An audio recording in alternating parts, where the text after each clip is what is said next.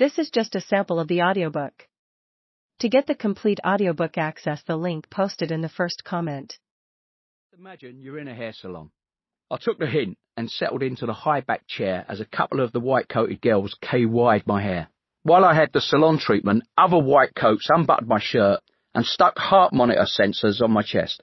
Then came the Matrix skull cap with 20 or more electrodes on the inside. Their wires trailing out of the back and down towards the floor like the world's longest hair. This was the EEG, electroencephalogram, recording equipment, Kev explained. The device that measured the electrical activity in my brain.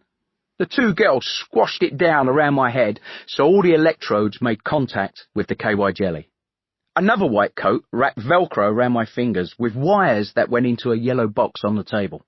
These were GSR, galvanic skin response measures, Kev said, which assess stress levels as a function of electrodermal activity. By the time all these students had finished, I looked like I was trapped inside a giant telecom junction box. I feel like Hannibal Lecter in here, I laughed. Kev laughed back, a lot more than he should have as he let go of the headset's cans and they slapped against my ears. He leant forwards and shouted as if the headset had blocked out the world completely. Mate, you're going to be seeing the sort of handiwork he would have been proud of in a minute. I'm getting into professor mode now, so I'm binning the jokes. Nothing personal, know what I mean?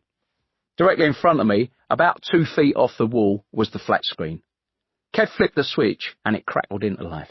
The sort of music you'd hear in the elevator at a health spa wafted through the headset.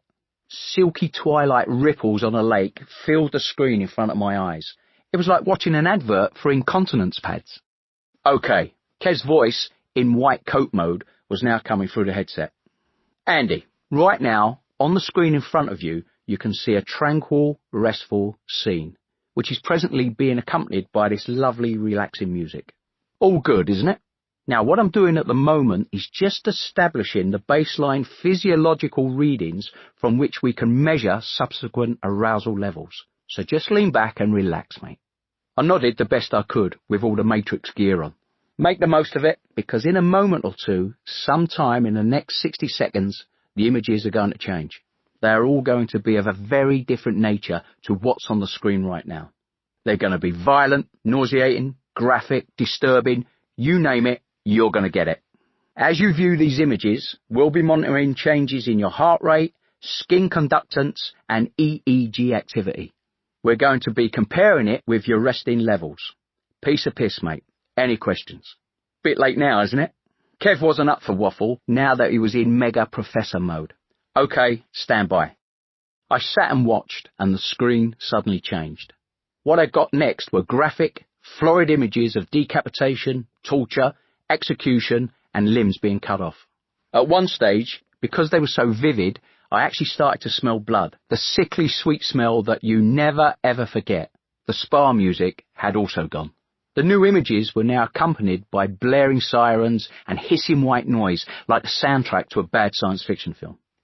I sat and took it in. I wasn't sure how long it lasted, but soon the lake reappeared and the spa music was back in my ears. Job done, I thought, as I waited for someone to come and untangle me from Rapunzel's hair. But no, the visuals and sounds started bursting out of me once more until the spa music came back along with the lake and, this time, even a low-flying swan. Shit, I thought, this fucking incontinence ad is doing my head in. They all carried on taking readings for another minute or so, and then 2 female white coats came in and started to unplug me. It all came off easy, apart from the skull cap and a couple of chest sensors that managed to create 2 hairless patches. The KY had created a perfect seal, and the cap wanted to stay where it was. Eventually, they eased it off with a slurpy pop, and I caught my reflection in the flat screen. Hannibal Lecter had turned into Jedward. By the time I got off the seat and went over to the table to join Kev, the printers were humming and he was busy studying paper readouts along with the monitors. He couldn't keep his eyes off the data as I came over and joined him. Normally, I ask volunteers if they feel okay and offer them a coffee. But mate, looking at these readings, I think it's me who needs one. I'll still have one anyway, I said. Milk, no sugar. He didn't look up. There were scrolls of paper spewing out of monitors like ticker tape, squiggly lines everywhere. Sorry, mate, only espresso. We need the caffeine for all this brain work we do here. Know what I mean? That'll do. One of the young guys nodded and disappeared with everyone's coffee order. I was offered a lab stool to sit on, and Kev brought one over for himself, and we sat